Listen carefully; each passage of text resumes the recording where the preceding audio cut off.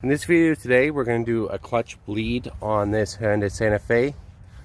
Should be the same for manual Hyundais within the same year range. This is a 2010. It's also going to be very similar on any manual transmission that has a master and slave cylinder setup that uses the hydraulic fluid. So the first thing that you should always check if you're having clutch problems in this vehicle, the problem is the pedal goes down about a third of the way before it starts engaging, and that indicates either a master cylinder, a fluid problem, or a slave cylinder problem. First thing you want to do is check the reservoir, make sure you have ample fluid in this reservoir. This one's a little bit low. I'm currently out, but there should be enough in there to not cause any issues, and I will top that up later. And so the bleed in this is pretty simple, and it's basically free. You can solve your clutch problems for free if you just bleed some air out of the system, which I believe is the problem on this one. I have recently replaced the master cylinder, and we were good for a while, and it's getting pedals getting squishy again. So we got to take the air box off, and don't need much in the way of tools.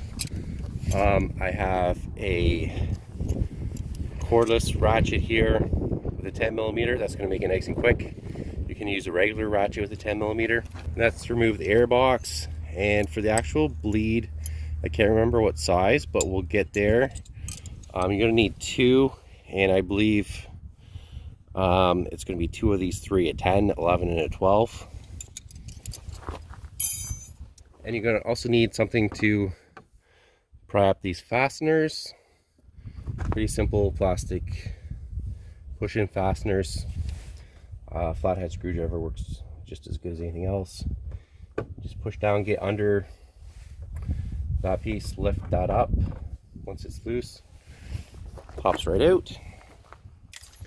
And first step, we can remove the air intake tube. Next, we can remove the airbox lid. There's a clamp here. It's got a 10mm clamp that you can loosen. Also, take your clips off. Mine's at the back, so you're not going to see it. I'm just going to stick the antenna on the back. Loosen that up. Your lid off. There's also two clips on the back.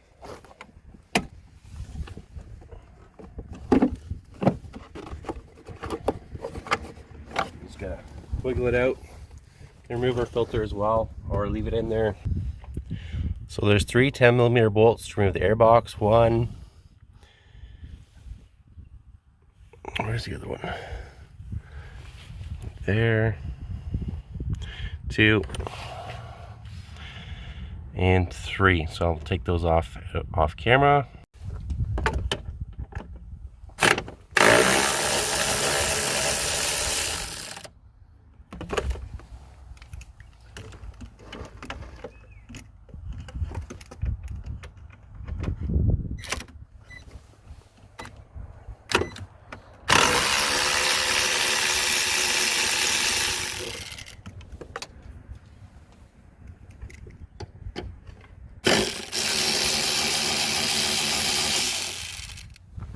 You don't need to pull those out all the way. You can just lift them up with the air box.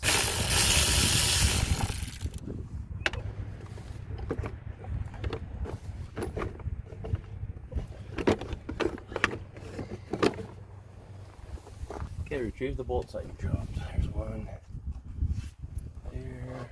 The other one's right on the transmission. You can do this with two people.